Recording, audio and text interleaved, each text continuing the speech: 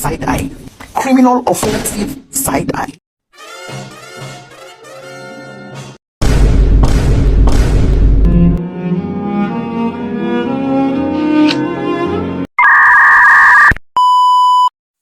Merosotnya moral manusia akibat mudah meniru perilaku buruk di media sosial adalah fenomena yang semakin umum terjadi di era digital. Salah satu contoh kasusnya ialah cyberbullying. Seorang remaja bernama Dita awalnya aktif di media sosial untuk berinteraksi dengan teman-temannya. Namun dalam beberapa waktu, Dita mulai meniru perilaku buruk yang sering ia lihat di platform tersebut. Salah satunya adalah cyberbullying, yaitu tindakan menghina atau merendahkan orang lain secara online. Di media sosial, Dita sering melihat orang-orang yang mendapatkan perhatian atau like dengan cara mengejek atau mengolok-olok orang lain. Karena itu, ia ingin mendapatkan perhatian yang sama. Dita pun mulai ikut melakukan hal yang serupa. Akhirnya kasus ini terungkap setelah korban melaporkan tindakan Dita kepada pihak sekolah dan orang tuanya. Ketika ditanya, Dita mengatakan bahwa ia hanya ikut-ikutan dan tidak bermaksud serius. Namun dampaknya sangat nyata. Kasus ini menggambarkan bagaimana moralitas bisa merosot ketika seseorang terpengaruh oleh perilaku buruk yang tersebar di media sosial, terutama karena keinginan untuk diakui dan mendapatkan perhatian dari orang lain.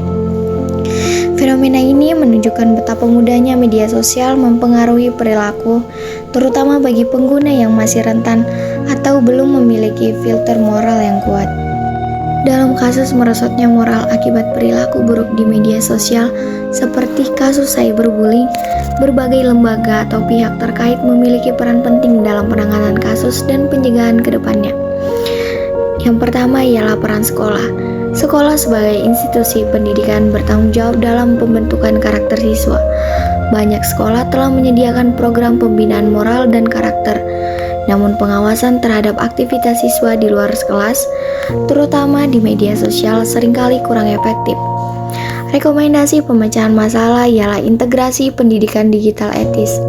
Sekolah perlu mengadakan program edukasi mengenai etika dalam penggunaan media sosial sejak dini. Edukasi tentang cyberbullying, privasi digital, dan dampak sosial dari perilaku buruk harus menjadi bagian dari kurikulum. Yang kedua yaitu adalah peran orang tua. Orang tua memiliki peran penting sebagai pengawas utama anak di rumah. Namun seringkali kurang terlibat dalam mengawasi aktivitas media sosial anak-anaknya. Banyak orang tua mungkin tidak memahami dinamika dunia digital atau terlalu memberikan kebebasan tanpa batasan yang jelas.